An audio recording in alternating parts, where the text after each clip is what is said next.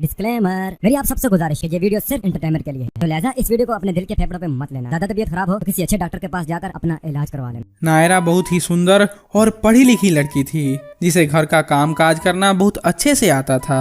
कुछ ही दिनों में उसकी शादी कार्तिक से हो गई। कार्तिक की माँ बहुत ही पुरानी विचारधारा वाली औरत थी। वह अभी भी कई अंधविश्वासों को मानती थी। नायरा धीरे धीरे ससुराल की सारी जिम्मेदारियां बहुत अच्छे से निभाने लगी। ऐसे ही एक दिन नायरा किचन में खाना बना रही थी, तभी वहाँ सुभाषनी आकर उससे कहती है, बहू, आज शाम को एकादशी की पूजा करनी है, तो आज खीर पूरी और हलवा बना लियो, और हाँ, अच्छे से बनाइयो। ठीक है माँ जी।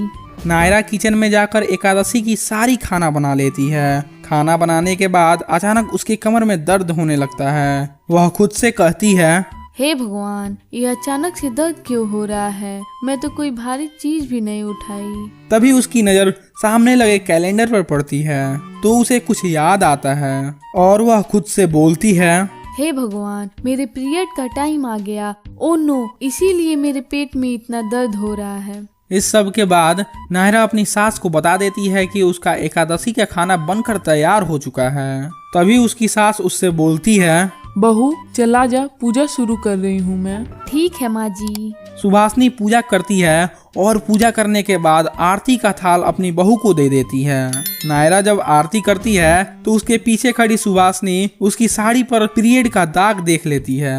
वह गुस्से से तिलमिलाते हुए अपनी बहू से बोलती है, अरे ओ नास बिट्टी, अरे ओ डायन, तेरी हिम्मत कैसे हुई कि तुमने माहवारी में पूजा करी? अरे मेरी पूरी पूजा ही भंग कर दी तूने। तेरी माँ ने यही सिखाया था क्या तुम्हें? माँ जी, मेरी माँ के बारे में ऐसे बोलने का कोई हक नहीं है आपको। अरे पीरियड ही तो है, यह तो हमारे लाइफ का एक हिस्सा है, इसमें कौन सी बड़ी बात है? तुमसे इन सब का ज्ञान लेने का कोई जरूरत नहीं है, समझी? अरे मेरा घर और मंदिर सब कुछ अशुद्ध कर दिया तूने। गुस्से में सुहासनी नायरा को एक कमरे में धक्का देकर छोड़ देती है और बोलती है, आज से 5 दिनों तक तुम्हें इसी में रहना है। यहाँ से बाहर निकलने की कोई जरूरत नहीं है तुम्हें। सब कुछ देख लूंगी मैं। कुछ देर बाद सुहासनी झाड़ू लगा रही होती है, तभी अचानक उसको उल्टी और चक्कर आना शुरू हो जाता है। उसका शरीर तुरंत ही बहुत कमजोर हो जाता है। घर में कोई नहीं था। बेचारी सुहासनी अब करे तो करे क्या। नायरा को इस बात का पता लगा। वह जल्दी से आकर अपनी सास को हॉस्पिटल ले गई, जहां कुछ देर इलाज चला और सुहासनी ठीक होने लगी। डॉक्टर सुहासनी जी से बोला, आपकी बहू आपको बहुत अच्छे समय पर हॉस्पिटल लेकर आई है, नहीं तो कुछ देर और हो जाता तो आपकी जान भी जा सकती थी। सुभाषनी रोने लगी और अपनी बहू को गले लगाकर बोली, बहू, मुझे माफ कर दे। ये पूजा पाठ से जरूरी है अपनों की दुख दर्द को समझना। अब सुभाषनी नायरा के पीरियड वाले दिनों में उसकी अच्छी से देखभाल करती और उसकी हर बातों को मानती थी।